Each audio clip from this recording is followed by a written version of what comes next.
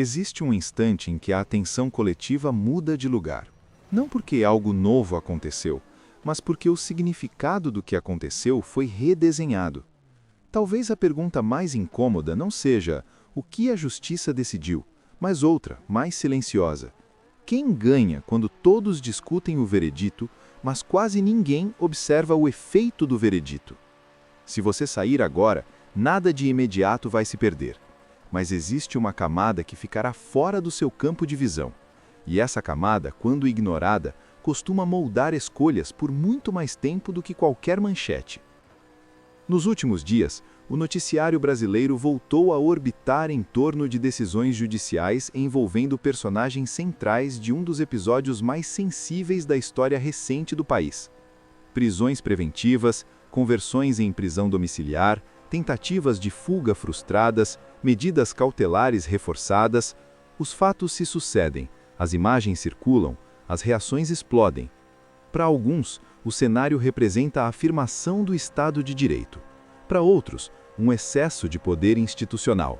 Para muitos, apenas mais um capítulo de um conflito que parece nunca se encerrar. O que todos veem são as decisões.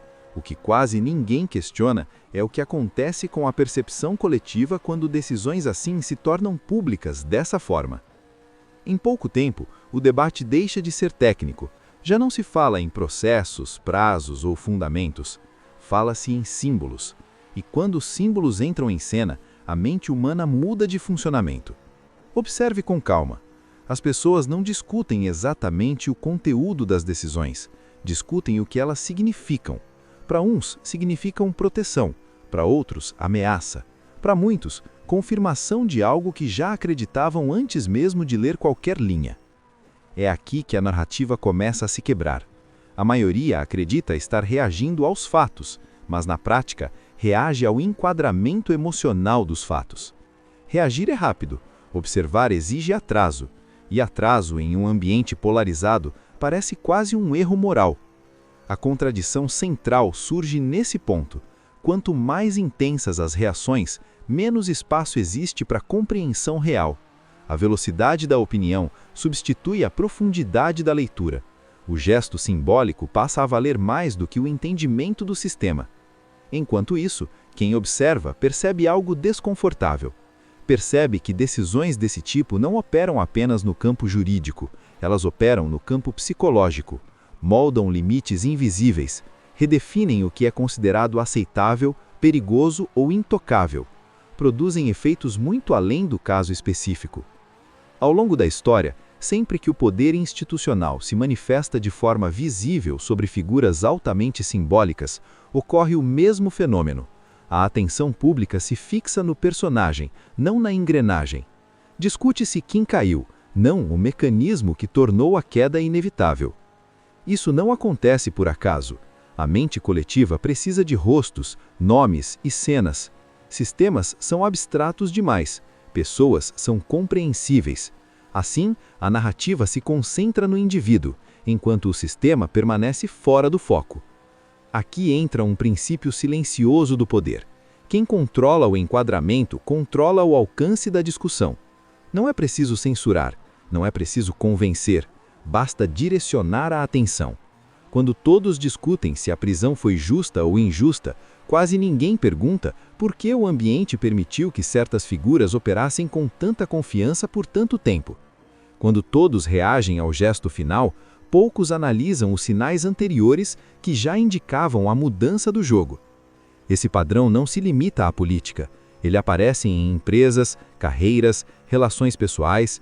Pessoas ignoram pequenos deslocamentos de contexto, continuam operando com regras antigas, confiam em proteções que já não existem e, quando percebem, a reação vem tarde. A tentativa de fuga, literal ou simbólica, quase nunca é o início do problema. Ela é o último movimento de alguém que não percebeu que a posição já havia sido alterada. Aqui, a maioria reage com emoção. Quem observa percebe estrutura. Reagir dá a sensação de participação. Observar dá compreensão. Existe autoridade histórica nesse padrão. Impérios ruíram não apenas por ataques externos, mas porque seus líderes continuaram tomando decisões como se o mundo ao redor não tivesse mudado. Organizações colapsam quando insistem em narrativas que já não se sustentam. Pessoas falham quando confundem urgência com controle. Outro erro comum aparece com frequência: acreditar que poder é sinônimo de maldade. Não é. Poder é consciência de dinâmica, é leitura de contexto, é saber quando avançar e quando permanecer imóvel. Quem confunde poder com força se expõe. Quem confunde poder com velocidade se precipita. Quem entende poder como percepção ganha tempo, e tempo é o ativo mais escasso. Ignorar esse tipo de conhecimento não cobra um preço imediato, ele se acumula. Aparece em escolhas mal avaliadas, em conflitos repetidos, em apostas feitas com base em um mundo que já não existe. O custo não é apenas político, é existencial. Talvez a conclusão inevitável seja esta: o mundo não é governado apenas por decisões formais, mas pela interpretação dominante dessas decisões. E quem não aprende a observar esse processo passa a viver em estado reativo, acreditando que escolhe, quando apenas responde. Algumas histórias não existem para absolver nem condenar, existem para revelar padrões. Há livros que não oferecem soluções rápidas nem promessas de transformação.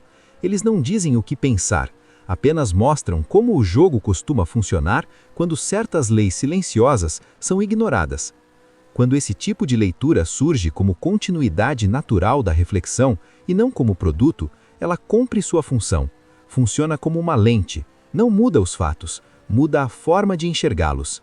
Nada exige aqui pressa, nem concordância, apenas atenção, porque no fim, quase todas as grandes reações começam muito depois que as decisões reais já haviam sido tomadas, e quase ninguém percebe quando ainda havia espaço para apenas observar.